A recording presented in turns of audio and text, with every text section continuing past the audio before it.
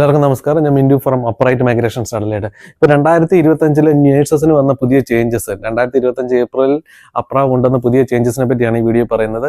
നമുക്കറിയാം രജിസ്ട്രേഷൻ വളരെ ഈസി ആക്കിയെന്ന് പറയുന്നു. Especially Canada, Australia, US, Spain അങ്ങനെയുള്ള കൺട്രിയിൽ രജിസ്ട്രേഷൻ ഉള്ളവർക്ക് അതിനെപ്പറ്റിയാണ് ഈ വീഡിയോയ്ക്കകത്ത് പറയുന്നത്.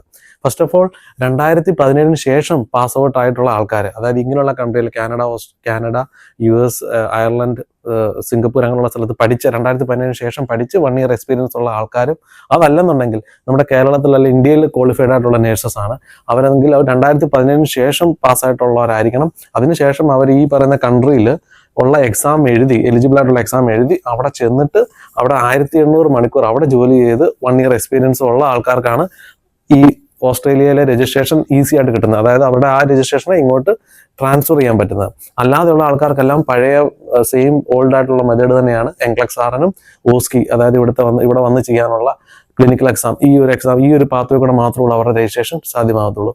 നന്ദി, നമസ്കാരം.